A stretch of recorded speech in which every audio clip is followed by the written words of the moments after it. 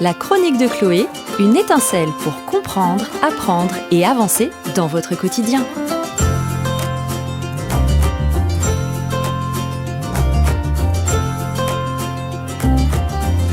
Bonjour à toutes et à tous et bienvenue dans la chronique de Chloé, votre rendez-vous hebdomadaire pour comprendre, apprendre et avancer dans le quotidien. En ce début décembre, on s'approche doucement des fêtes de fin d'année. Et vous êtes déjà peut-être en train de chercher le cadeau parfait, le cadeau idéal pour un enfant, pour un ado, un proche ou même pour votre classe. Et si cette année, on offrait un cadeau qui fait plaisir, mais aussi qui fait grandir? Un jeu qui amuse, mais qui stimule la logique, la mémoire, le langage, un livre qui fait rire, mais qui ouvre l'esprit, un coffret qui donne envie de créer, d'expérimenter, de partager.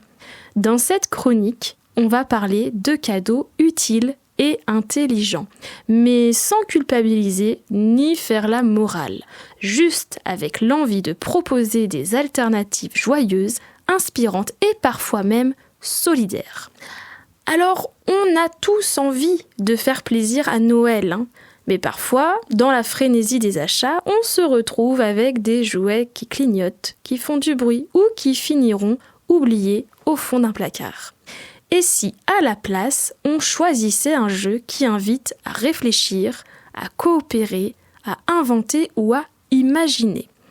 Les jeux que l'on dit intelligents permettent de renforcer la concentration, la mémoire, l'attention, mais aussi de développer les compétences logiques et langagières, de travailler la patience, la stratégie, la coopération et d'offrir un moment de partage entre adultes et enfants. Les neurosciences nous rappellent que l'enfant apprend en jouant. Plus il est actif, plus il est impliqué et plus il retient. Alors, offrir un jeu malin, c'est soutenir ses apprentissages sans qu'ils ne s'en rendent compte, et c'est ça qui est fabuleux. C'est aussi l'occasion pour les enfants en difficulté de reprendre confiance dans leurs capacités. Alors nous allons parler des jeux de société à la fois ludiques et éducatifs. Voici une sélection de jeux que j'adore recommander, que ce soit pour les enfants que j'accompagne au cours de mes formations ou même pour ma propre famille. Alors, si l'on souhaite développer le langage et ou la lecture, eh bien, on pourrait par exemple offrir Story Cubes pour raconter une histoire à partir d'images. C'est vraiment une activité rigolote et top pour l'expression orale. On a aussi Vocadingo et Carte à Toto. Ça va être plutôt des jeux qui vont permettre d'enrichir le vocabulaire en jouant. Et Dixit, qui est un petit peu plus connu du grand public à partir de 8 ans. Ce jeu, il est vraiment très beau et c'est un magnifique jeu d'interprétation d'images qui est parfait pour développer le langage implicite et les inférences. Une matière un petit peu compliquée ou que l'on perçoit comme étant compliquée, les mathématiques, que j'associe aussi à la logique. Alors qu'est-ce qu'on a comme jeu pour travailler dans ces domaines, en tout cas pour développer ses compétences dans ces domaines sans s'en rendre compte? On a mon petit favori, le Skyjo, qui est un jeu de stratégie et de calcul mental léger, puisque les cartes sont numérotées jusqu'à 9, et non, même plus d'ailleurs, jusqu'à 12, et qui est accessible dès 7-8 ans. On a aussi, alors purement mathématiques, Multiplicats ou Numericards. Là, ça va être plutôt pour réviser l'étape de multiplication sans douleur, je vous garantis. Et puis, on a toute la collection Smart Games. Alors, je vous en cite certains. On a Camelot Junior, IQ Fit, etc. En fait, ce sont des casse-têtes qui sont évolutifs, qui sont parfaits pour travailler la planification et le raisonnement spatial. Donc on a des jeux qui peuvent se jouer à plusieurs et dans leur gamme, ils en ont vraiment beaucoup qui se jouent également en solo et qui permettent de travailler justement cette logique. N'oublions pas les jeux pour travailler la coopération et les émotions. Un jeu qui est apprécié des ados, on a Zombie Kids Evolution, on a aussi Bandido qui est un des jeux phares de cette année. Ce sont donc 2 jeux coopératifs où il va falloir agir vraiment en équipe, donc c'est génial pour la fratrie et même pour toute la famille, avec les parents et les enfants. On a aussi Feelings et Emoticart, alors là ça va être plutôt des 5-6 ans pour pouvoir aborder les émotions avec les enfants. On a également le jeu du monstre des émotions, ça va être idéal pour les plus petits, avant 6 ans, parce que même les tout petits ont le droit de jouer.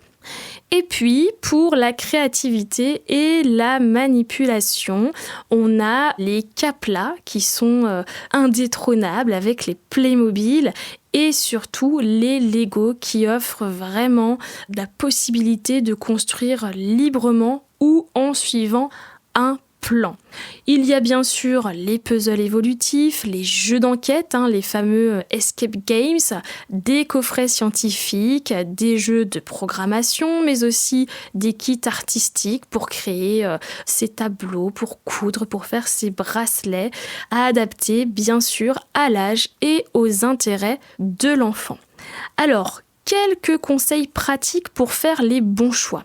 Déjà, on va observer l'enfant. Est-ce qu'il aime plutôt construire? Est-ce qu'il aime plutôt raconter, bouger, résoudre? On va aussi éviter la surstimulation. Les jouets qui font tout seuls, ils n'apprennent pas grand-chose finalement. Ils vont le regarder faire, mais ils ne vont pas faire avec lui. On va aussi privilégier les jeux sans écran, les jeux évolutifs, les jeux modulables. Comme ça, on peut les ressortir d'une année à l'autre. On va aussi éventuellement acheter moins, mais mieux. On va peut-être acheter un jeu qui va réunir toute la famille plutôt que 10 petits gadgets qu'on va offrir à chacun. Et puis, n'hésitez pas à favoriser les cadeaux qui créent du lien, un jeu avec lequel on joue ensemble, une activité que l'on va partager. Un jeu, ce n'est pas qu'un objet, c'est une expérience, c'est un moment, une mémoire qui se construit. Et ça, c'est vraiment ultra important. Et puis, j'en profite pour parler de la possibilité d'offrir à ceux qui ont moins. En cette période de fête, il y a une autre forme de cadeau qui a énormément de valeur, c'est offrir à ceux qui n'ont rien ou ceux qui ont moins. On voit de plus en plus d'initiatives fleurir, comme les boîtes solidaires ou les collectes de Noël pour les personnes sans abri, les familles précaires, les enfants hospitalisés. Alors une boîte solidaire, qu'est-ce que c'est ? C'est une boîte dans laquelle on va placer un objet chaud, par exemple une paire de gants, un bonnet ou une écharpe, une paire de chaussettes aussi.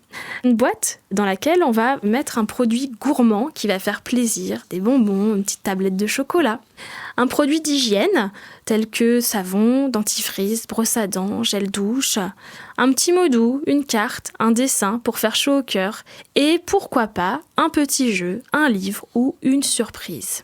Ces boîtes sont ensuite collectées et distribuées par des associations, des réseaux citoyens ou même certaines écoles et entreprises. On peut aussi impliquer les enfants, les inviter à créer une boîte, écrire un mot, choisir un objet. C'est un très beau moyen de parler de solidarité, de gratitude et de partage. Alors oui, faire plaisir à Noël, c'est essentiel, mais offrir un cadeau intelligent, c'est semer une graine d'envie d'apprendre, de confiance, de découverte, et offrir à ceux qui ont moins, c'est semer une graine d'humanité, un lien, une chaleur. Que cette fin d'année soit douce, joyeuse et pleine d'étincelles dans les yeux des enfants, comme dans les cœurs de chacun. Merci pour votre écoute et rendez-vous très bientôt dans la chronique de Chloé. C'était la chronique de Chloé, une étincelle à retrouver en podcast sur le site radioselnos.com.